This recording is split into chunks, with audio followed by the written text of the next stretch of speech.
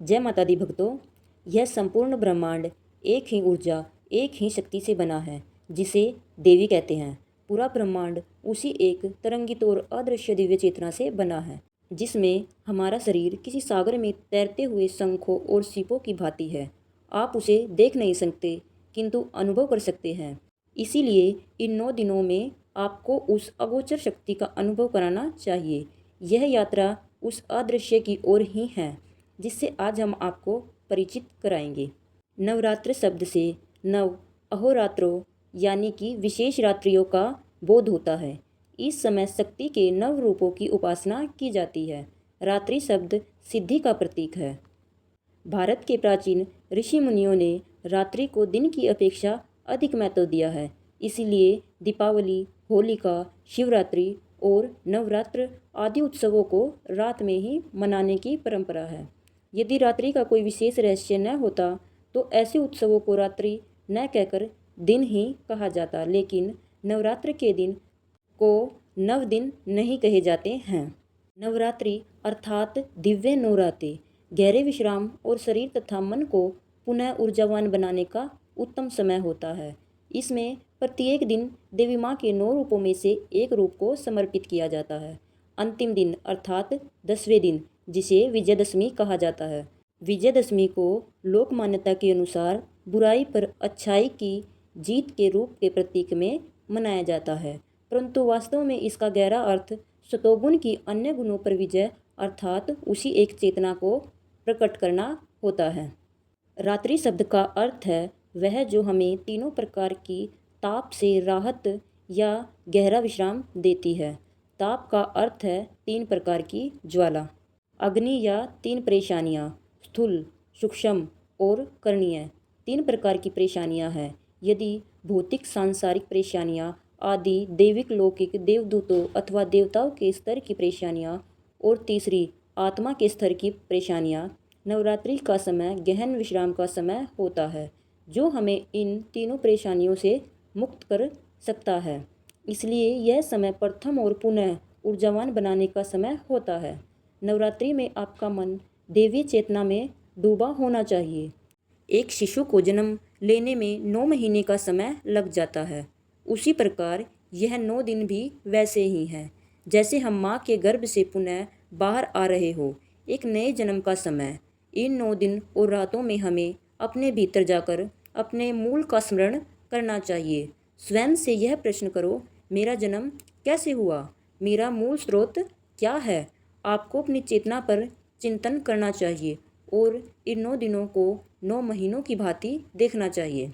नवरात्रि के प्रथम दिन तमोगुण या जड़ता को, अगले 3 दिन रजोगुण या बेचैनी और कार्यशीलता को, और अंतिम 3 दिन सतोगुण या पवित्रता और उच्च स्तरीय प्राण शक्ति को समर्पित होते हैं।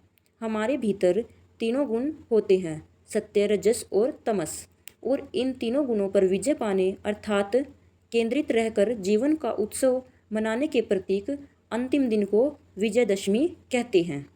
इन 9 दिनों के उत्सव का उद्देश्य व्यक्ति को उसके अंतःकरण में ले जाना और उसकी चेतना को ऊपर उठाना है। यह आंतरिक और ऊपरगामी यात्रा है। इन 9 पवित्र दिनों में ध्यान रखें कि छोटी छोटी बातें आपको अपने लक्ष्य से विमुख न करें। हमारा मन इतना कपटी है कि यह हमें हमारे लक्ष्य से हटाकर छोटी छोटी बातों में उलझा देता है। हमारे आसपास किसी के छींकने से या खराटे भर से हमें अपने मार्ग से भटका सकता है, और जब हम सजग रहकर यह जान लेते हैं कि हमारा मन नकारात्मकता के दुष्चक्र में जा रहा है, तो हम सजग हो जाते हैं। तब हम इधर उधर भटकते अपने छोटे मन को वश में कर सकते हैं। इसलिए यह 9 रातें हमारे लिए विश्राम का समय है। यदि कोई द्वंद्व उत्पन्न होता है तो उन सब को एक ओर रखकर अपने भोले भाले मूल स्वभाव में वापस आ जाओ। इन 9 दिनों में हम ध्यान करते हैं और स्वयं के संग रहते हैं। नवरात्रि का उत्सव मनाने का सर्वोत्तम तरीका है उपवास रखना, प्रार्थना करना और अंत में उत्सव तथा भोज। परंतु मैं यह परामर्श नहीं देती कि प्रत्येक व्यक्ति भोजन के बिना रहकर उपवास करे। आप सीमित मात्रा में भोजन ले सकते हैं, फल खा सकते हैं और अन्य कुछ चीज़ें जो व्रत के लिए बनाई गई है, आप उसका सेवन भी कम मात्रा में कर सकते हैं। मान लीजिए यदि आप एक संपूर्ण आहार ले रहे हैं तो उसकी मात्रा आधी या एक चौथाई कर सकते हैं।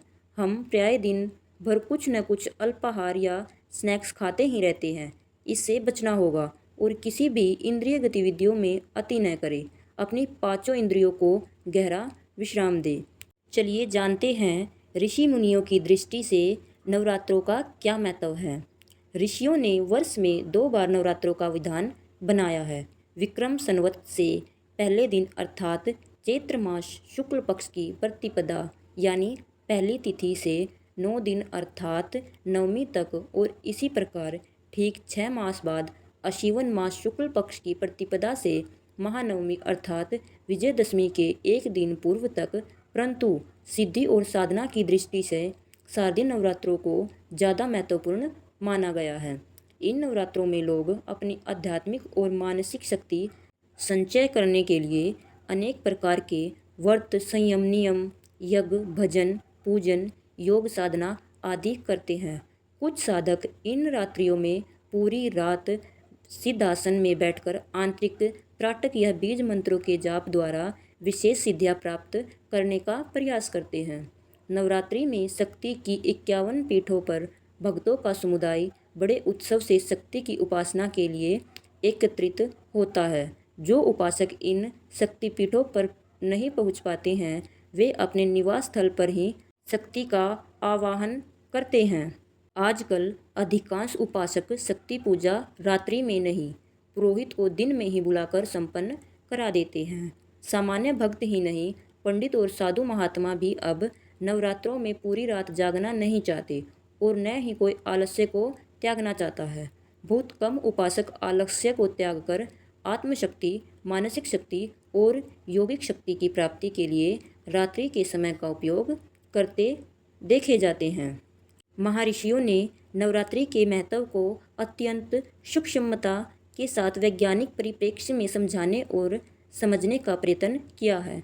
रात्रि में प्रकृति के बहुत सारे अवरोध खत्म हो जाते हैं। आधुनिक विज्ञान भी इस बात से सहमत है। हमारे ऋषि मुनि आज से कितने ही हजारों वर्ष पूर्व ही प्रकृति के इन वैज्ञानिक रहस्यों को जान चुके थे। दिन में आवाज़ दी जाए तो वह दूर तक नहीं जाएगी, किंतु रात्रि को आवाज़ दी जाए तो वह बहुत दूर तक जाती है। इसके पीछे दिन के कोलाहल के अलावा एक वैज्ञानिक तथ्य यह भी है कि दिन में सूर्य की किरणें आवाज़ की तरंगों और रेडियो की तरंगों को आगे बढ़ने से रोक देती हैं। रेडियो इस बात का जीता जागता उदाहरण है। इसलिए नवरात्रि के 9 दिव्य रातों को इतना महत्वपूर्ण माना गया है। चलिए अब हम आपको बताते हैं आखिर नवरात्रि या नवरात्र क्या है। संस्कृत व्याकरण के अनुसार नवरात्रि कहना त्रुटिपूर्ण है। 9 रात्रियों का महाहार समूह होने के कारण वे द्वंद्व समास होने के कारण यह शब्द पुल्लिंग रूप नवरात्र में ही शुद्ध है। पृथ्वी द्वारा सूर्य की परिक्रमा के काल में एक साल की 4 संधियां हैं। उनमें मार्च व सितंबर माह में पड़ने वाली गोल संधियों में साल के 2 मुख्य नवरात्र पड़ते हैं। इस समय रोगाणु आक्रमण की सर्वाधिक आकांक्षा होती है। ऋतु संधियों में अक्सर शारीरिक बीमारियां बढ़ती है। अतः उस समय स्वस्थ रहने के लिए, शरीर को शुद्ध रखने के लिए और तन मन को निर्मल और पूर्णतः स्वस्थ रखने के लिए की जाने वाली प्रक्रिया का नाम नवरात्र है।